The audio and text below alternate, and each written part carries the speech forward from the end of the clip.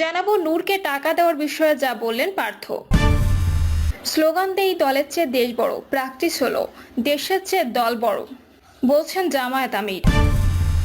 Hitler লক্ষণ সেনও ফেরত আসে নাই, হাসিনাও ফিরে আসবে না, বলছেন ডক্টর জাহিদ।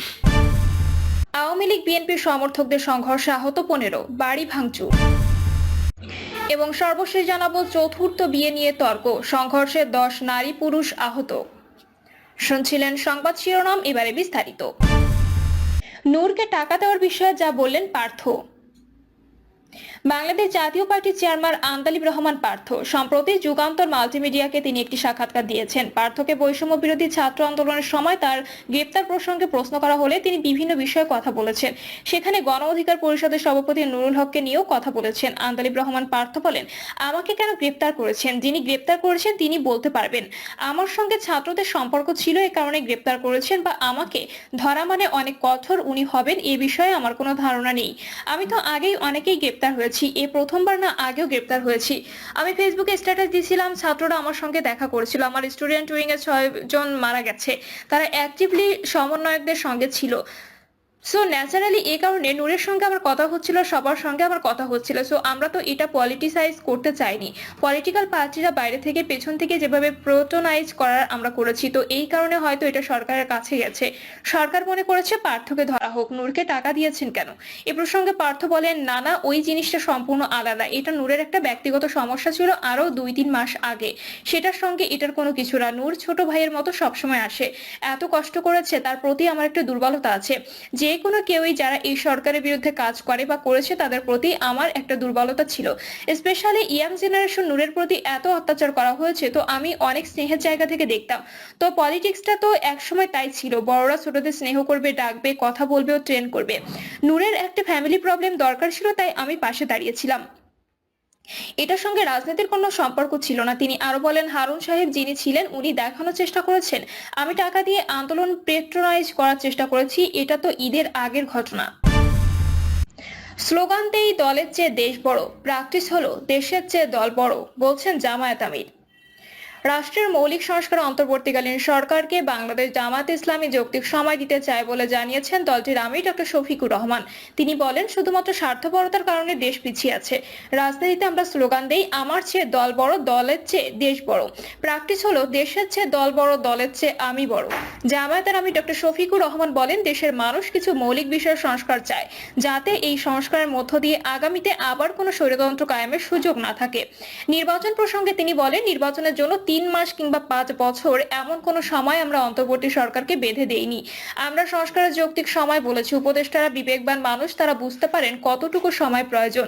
জামায়াত আমির বলেন, যাতে সুষ্ঠু নির্বাচনের মাধ্যমে জনগণের সত্যিকারের প্রতিনিধি নির্বাচিত হয়ে দেশ পরিচালনা করতে পারে, সে কারণে আমরা তাদের যৌক্তিক সময় দেওয়ার কথা বলেছিলাম।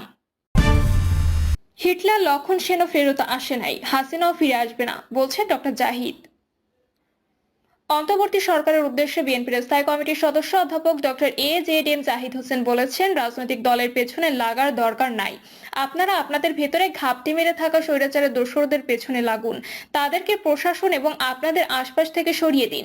ডক্টর জাহিদ বলেন, আপনারা মানুষের অধিকার দ্রুততার সঙ্গে ফেরত দেওয়ার চেষ্টা করুন, তাহলে মানুষ আপনাদের সাধুবাদ জানাবে, ইতিহাস আপনাদের ধারণ করবে। পতিত স্বৈরাচার শেখ হাসিনা ফিরে আসবে না মন্তব্য করে তিনি বলেন, লক্ষণ সেনকে যেমন ইতিহাস ধারণ করে নাই, পতিত স্বৈরাচারের পলায়ন হয়েছে। যতই হম্বিতম্বি করুক, হিটলারও ফেরত আসে নাই, তার বংশধররাও ফিরে আসে নাই, লক্ষণ সেনের গোষ্ঠীরও কেউ ফিরে আসে নাই। পতিত স্বৈরাচারও বাংলাদেশের শাসন ব্যবস্থায় ফিরে আসার কোনো সম্ভাবনা নাই। বিএনপি ক্ষমতায় যাওয়ার জন্য রাজনীতি করে না উল্লেখ করে তিনি বলেন, আমরা বলি না তারেক রহমানকে প্রধানমন্ত্রী বানানোর জন্য বিএনপি রাজনীতি করে। বিএনপি জনগণের অধিকার আদায়ের জন্য রাজনীতি করে। কাজেই আজকে যারা বলার চেষ্টা করেন আন্দোলনের মূলমন্ত্র ছিল এইটা ওইটা। ডক্টর জাহিদ বলেন, আমরা আপনাদের স্মরণ করিয়ে দিতে চাই, আন্দোলনের মূলমন্ত্র ছিল জনগণের অধিকার আদায় করা। সেটি হচ্ছে বিএনপির দাবি। সেই জন্যই বৈষম্য বিরোধী ছাত্র ভাইয়ের আন্দোলন করেছেন।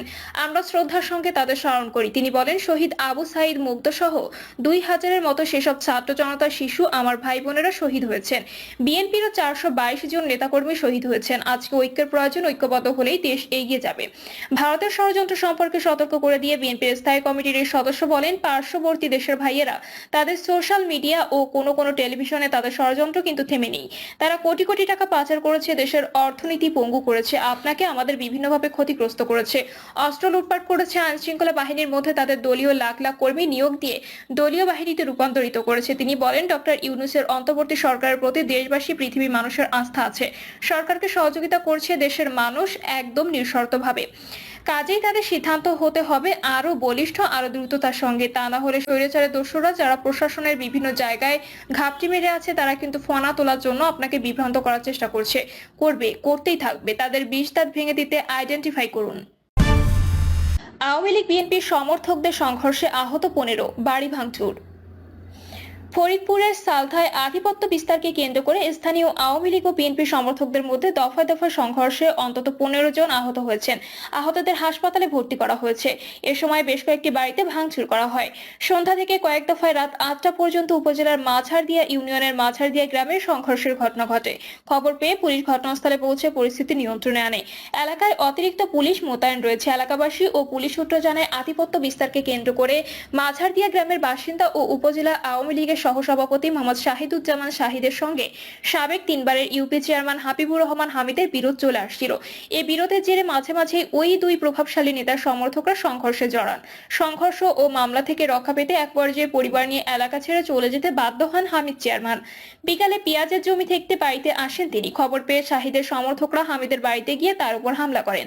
হামলার খবর ছড়িয়ে পড়লে প্রতিবাদ করেন উপজেলা স্বেচ্ছাসেবক দলের সভাপতি মোহাম্মদ হারুন মাতুব্বরের সমর্থকরা। পরে স্থানীয় আওয়ামী লীগ ও বিএনপির সমর্থকরা সংঘর্ষে লিপ্ত হন।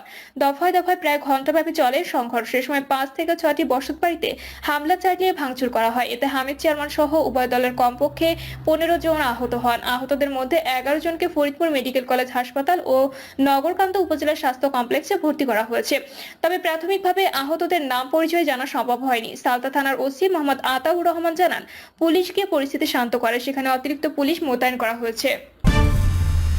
চতুর্থ বিয়ে নিয়ে তর্ক, সংঘর্ষে 10 নারী পুরুষ আহত। চতুর্থ বিয়ের কথা নিয়ে তর্কের জের ধরে ফরিদপুরের ভাঙ্গা উপজেলার মনসুরাবাদ গ্রামের দুই দল গ্রামবাসীর মধ্যে সংঘর্ষ ঘটেছে। এই ঘটনায় 10 নারী পুরুষ আহত হয়েছেন। গুরুতর আহত 6 জনকে ভাঙ্গা ও ঢাকা মেডিকেল কলেজ হাসপাতালে ভর্তি করা হয়েছে।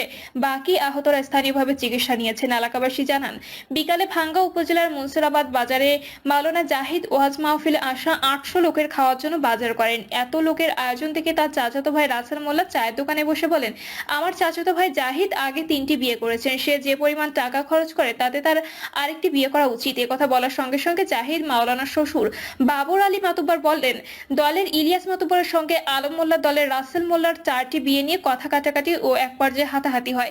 এই ঘটনার জের ধরে বুধবার সকালে মনসুরাবাদ গ্রামবাসী দুই দলে ভাগ হয়ে বাবর আলী মাতুব্বরের দলের লোকজন ও আলম মোল্লার দলের লোকজন দেশীয় অস্ত্র, ডাল, টেটা, রান্দা, ইটপাটকেল দিয়ে ঘণ্টাব্যাপী ধাওয়া পাল্টা ধাওয়া ইটপাটকেল নিক্ষেপ শুরু করে। আলম মোল্লার লোকজনের হামলায় বাবর আলী মাতুব্বরের লোকজন বেশি আহত হন। পরে আশপাশের স্থানীয় মাতুব্বর ও ভাঙ্গা